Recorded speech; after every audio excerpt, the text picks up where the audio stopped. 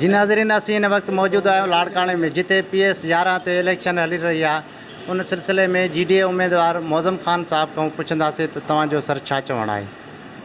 अदा महिरबानी तव्हांजी।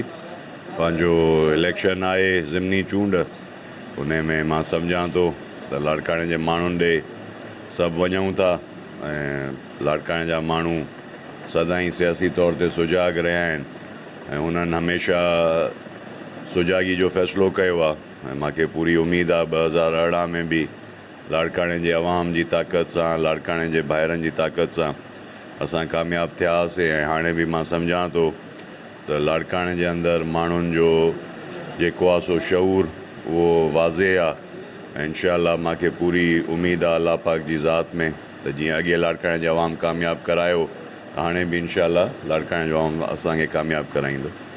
सर, तव्हां कीअं था सम्झो, हुननि जूं बि त कोशिशूं जारी आहिनि? बसि हाणे कोशिशूं जारी आहिनि, उन्हनि वटि हुकूमत जी रुॻो पंहिंजो कोशिशि जारी आहे, गाॾियूं घुमंदियूं वतनि थियूं। और मां सम्झां थो जेके गॾु अथनि त न उहे इन तक जा वोटर आहिनि, न को वोटरनि ॾे वञनि था, उहो साॻई वॾेरा वॾेरनि ॾे वञनि था।